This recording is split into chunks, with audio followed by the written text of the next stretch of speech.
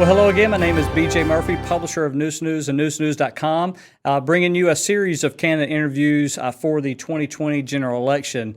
I've got a special guest with us here today, but give me just a moment. Don't forget the early voting is from October 15th through the 31st. Election day is Tuesday, November 3rd, and that evening at 7:30 p.m. on Tuesday, November 3rd, our entire Neuse News team will bring you our annual election night results show at 7:30 right here on Facebook Live. So make sure you're with us that evening. And right now we have a guest with us.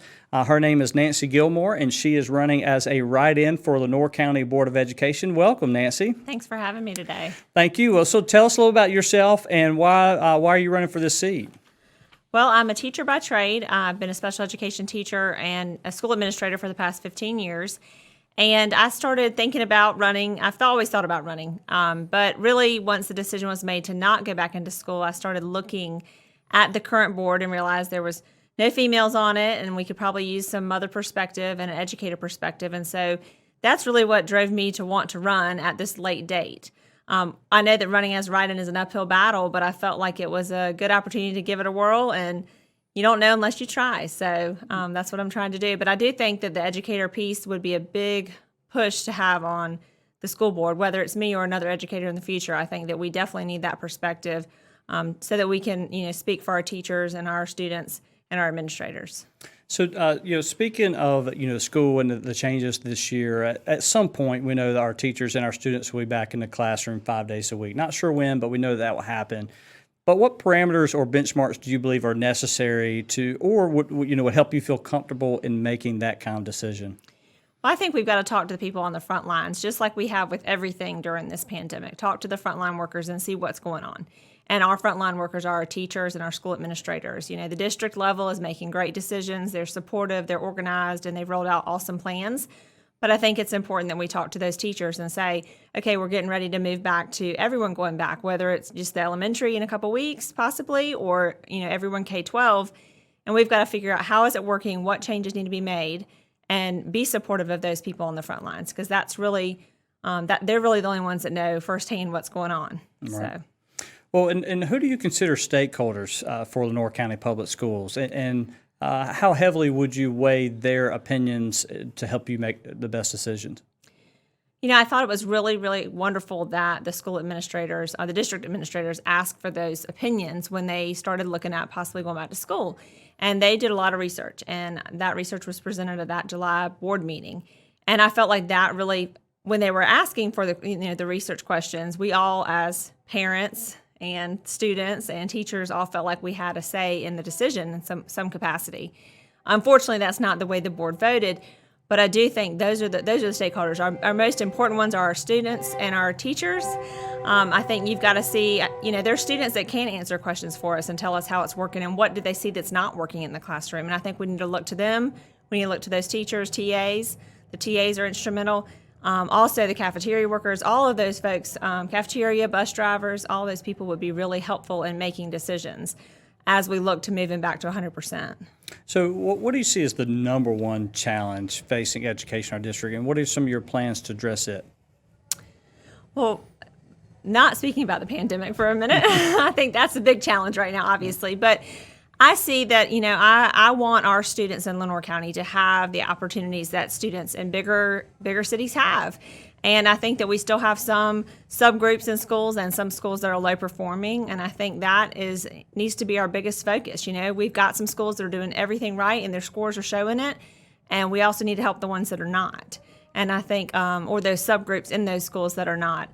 And we need to pull all our resources together so that everyone across the county is getting the same. Or getting, as much as needed to help them be the most successful they can be. Well, and when it comes to the education in our community, and you think about funding and where funding comes from, do you believe that Lenoir County Public Schools receives enough funding from the county and from our state government? Well, you're asking a teacher that question, and I can tell you that every paycheck that I've ever received in my entire career has gone towards buying supplies for my classroom or somebody else's. So do I think they receive enough funding? No, I don't. I don't. I think that there's still so much more that is needed. In a county in Eastern North Carolina, there's a lot of poverty, and we have a lot of students that still on a daily basis come to school without supplies. They get the breakfast and lunch, and they get supplies from their teachers, but it is exhausting as a teacher to constantly feel like you're coming out of your own pocket to get things done. And I think that, we have come a long way. It's definitely from the time I started teaching, there is definitely more funding than there was, but I think there's so much more that we could do. So, yes, we can always use more money from the county or the state, and we definitely need more money. If you're going to continue to pay teachers the salary that you're paying them, which is unfortunate for the work that they do, then you're going to have to support them in another way in the classroom. And if that means, giving more funding to the schools, especially our schools, we have a lot of schools that are dated and need a lot of updates. So I think, we definitely can use more funding always. Well, in kind of a closing argument for your writing candidacy, tell us a little bit about more why some people support you, how they can connect with you. Give us a few closing thoughts from Nancy Gilmore. So not only just being a teacher and a school administrator, I'm a mother, and I think that perspective is necessary on our school board, and I think that most parents would see that as something that we need. As far as how to connect with me, I would love for you to reach out to me. I have a Facebook page. It's Nancy Gilmore for Board of Education. You can also find me just on Facebook. My name is Nancy Gilmore, and you can email me as well. And all those addresses are provided on the social media.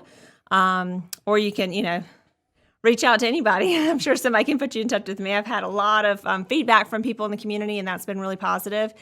And I hope that people will continue to research the candidates and make the best decision for the school board. This is definitely hard, being a write-in, and so we need people to make sure they fill in that bubble and write my name down so that we can get those votes, valid votes. But I hope that you would look at putting an educator and a mother in this position because it's much needed. Well, thank you, Ms. Gilmore. Appreciate you coming here. Also appreciate your willingness to serve. Thank you.